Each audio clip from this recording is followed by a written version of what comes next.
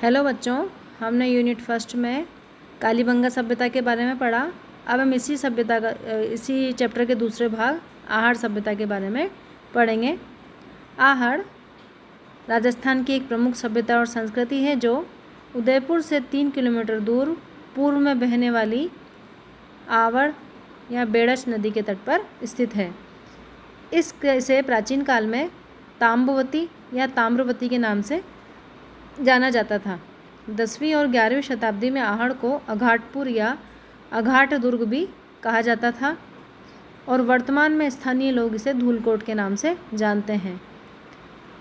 इस सभ्यता और संस्कृति का विकास बनास नदी की घाटी में हुआ है।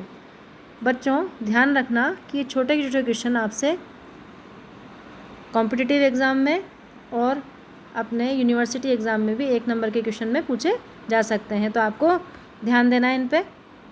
इस सभ्यता और संस्कृति के बारे में हमें जो जानकारी के मुख्य स्रोत हैं वो है मृदभांड, भग्नावशेष, प्रस्तर उपकरण, तांबे के उपकरण और शस्त्र, कीमती पत्थरों से निर्मित मणियाँ, अस्थियाँ और आदि कई तरह के उपकरण।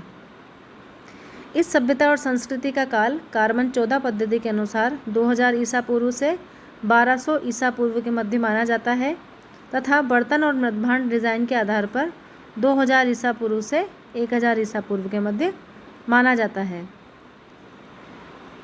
छोटे क्वेश्चन के लिए एक दूसरी महत्वपूर्ण बात है इसकी खोज।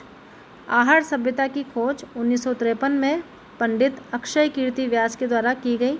इन्होंने सर्वप्रथम यहाँ पर लघु स्तर पर उत्खनन का कार्य चालू करवाया। 1954 और 56 में धूलकोट टीले का उत्खनन रतनचंद्र अग्रवाल ने कराया और इसके बाद 1961 से 1962 में श्री BN मिश्रा और SD साकलिया ने यहाँ का उत्खनन का कार्य करवाया। आहड़ के उत्खनित स्थल को महासत्तियों का टीला भी कहते हैं, ये चीज़ ध्यान रखना। इस सभ्यता और संस्कृति में जब खुदाई का कार्य किया गया तो यहाँ पर 8 एक दूसरे के ऊपर एक के ऊपर एक 8 स्तर मिले हैं। ये जो संस्कृति थी पूर्णतः ग्रामीण संस्कृति थी और यहाँ के उत्खनन का जो पहला स्तर था उसमें मिट्टी की दीवारें और मृदभांड, मिट्टी के बर्तन तथा पत्थर के ढेर मिले हैं।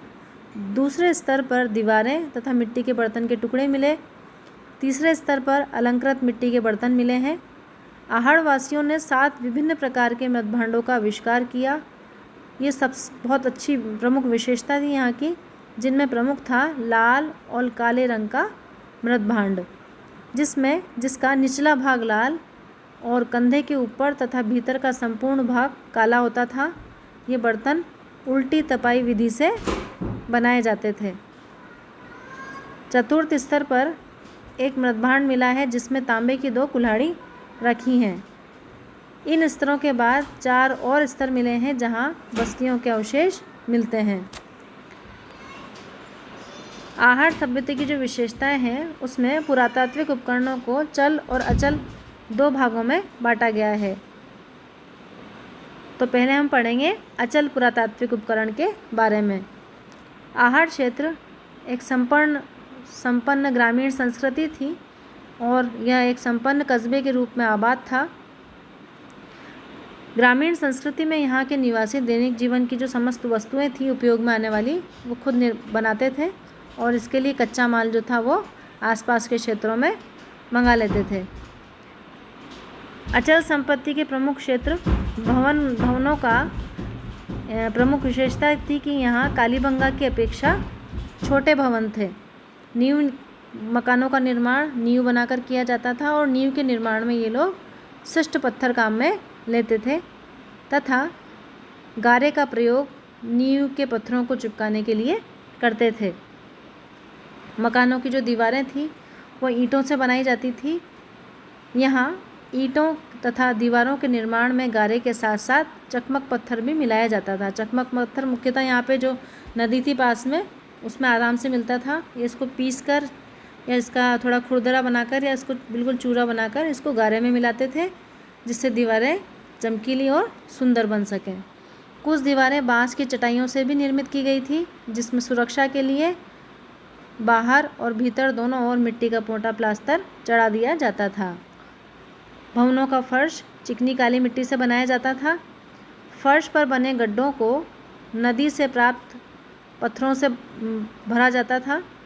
छत यहाँ की कच्ची होती थी और उनके निर्माण में घास फूस, बाँस आदि का प्रयोग होता था। यहाँ के जो भवन थे उनका आयताकार थे वो, और इनमें एक ही प्रवेश द्वार होता था। कालीबंगा की अपेक्षा यहाँ पर भवन जो थे छोटे होते थे, लेकिन कहीं कहीं किसी मकान में 30 बाई 20 फीट के कमरे भी प्राप्त हुए हैं। बड़े भवनों में 2 या 3 चूल्हे मिले हैं, जिससे यहाँ पर संयुक्त परिवार प्रथा के प्रचलन का अनुमान लगाया जाता है। तो ये आहड़ सभ्यता के जो भवन निर्माण कला थी उसकी प्रमुख विशेषताएं हैं। अब दूसरा है चल संपत्ति। चल संपत्ति में हमें क्या क्या मिला है? पहला है इसमें मृद भांड, मिट्टी के बर्तन। अनाज एकत्रित करने के लिए यहाँ पे बड़े बड़े भांड मिले हैं, जिनको चित्रों से अलंकृत किया जाता था ताकि उनको सुंदर बनाया जा सके, है ना। इस सभ्यता में उल्टी तपाई विधि के भांड सर्वश्रेष्ठ थे, जिनमें लाल और काले रंग के मृद भांड और गहरे काले रंग के मृद भांड प्रमुख हैं। इन मृद भांडों पर चित्र के अलंकरण हेतु खींचत विधि। इसमें क्या होता था कि जो बांस की लकड़ी होती थी, बांस होता था, उसको कील जैसा आगे से नुकीला बना दिया जाता था और थोड़े गीले बर्तन पर उस कील को से कुरेद कर चित्र बनाए जाते थे। दूसरा था ऊपर से चिपकाई विधि, जिसमें मिट्टी के फूल या कोई डिज़ाइन बनाकर उसको ऊपर से बर्तन पर चिपका दिया जाता था। उसको बोलते थे ऊपर से चिपकाई विधि। और तीसरा था कुरेद विधि का प्रयोग। कुरेद विधि मतलब किसी नुकीली चीज़ का प्रयोग करके बर्तनों पे कुरेद के निशान करके चित्र बनाए जाते थे। गहरे लाल रंग के मृद भांड बड़े, पेंदा उनका हल्का होता था और ये खुरदरे होते थे, जैसे कटोरे, तश्तरी, लोटा, गहरा कटोरा, ढक्कन, हैंडल वाले बर्तन, ऊंची गर्दन वाले घड़े इनमें प्रमुख हैं। जो अन्य यहाँ पे मिले हैं पुरातात्विक उपकरण में है मनके, नारी मूर्ति, कर्णाभूषण, बेल, झावा। और जो मिट्टी के अन्य उपकरण मिले हैं उसमें पूजा की थाली, धातु गलाने के यंत्र, खिलौने, दीपक, गोलियाँ, मानवाकृति, पहिए, खपरेल आदि। इस सभ्यता में जो आसपास का क्षेत्र था वहाँ पर तांबा प्रचुर मात्रा में उपलब्ध था। तांबे की यहाँ पे कई खानें थी, तो यहाँ के जो निवासी थे, यहाँ के जो कारीगर थे, वो तांबे के उपकरण बनाना और उनसे कई तरह की चीज़ें बनाना जानते थे। यहाँ से तांबे की कुल्हाड़ी मिली है, सादी और सपाट है, उसमें कोई हत्ता नहीं है।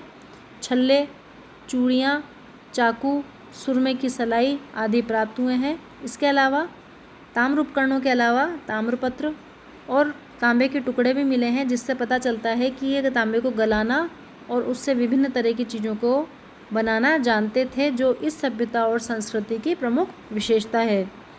यहाँ पाषाण पर्याप्त मात्रा में होते हुए भी तांबे के उपकरण ही खुदाई में ज़्यादा मिले हैं। पाषाण उपकरणों में हथौड़े, पत्थर के उपकरणों में हथौड़े, 23 तरह सिलबट्टे मिले हैं। और हड्डियों के उपकरण, मणियाँ, जो गोमेद, पत्थर, मिट्टी और स्फटिक से बनाए जाते थे, इस तरह की सभी चीज़ें यहाँ पे मिली हैं। तो इस तरह से देखा जाए तो हम विश्लेषण करें सभ्यता और संस्कृति का, तो यह राजस्थान की एक सुव्यवस्थित ग्रामीण परिवेश वाली एक संस्कृति थी, जिसमें लोग ग्रामीण जीवन में रहते हुए स्थायी जीवन व्यतीत करते थे, खेती के व्यवसाय पर निर्भर रहते हुए अपना गुजारा करते थे। तांबे से, पत्थरों से, मिट्टी से विभिन्न बर्तन बनाना और उपकरण बनाना जानते थे। यहाँ के लोग बर्तन बनाने, चाक का प्रयोग करके सुंदर बर्तन बनाने और उन पर अलंकरण करने से भी परिचित थे। इस तरह इस सभ्यता और संस्कृति ने अपनी विशेषताओं से अपने राजस्थान के गौरव और मान को बढ़ाया है।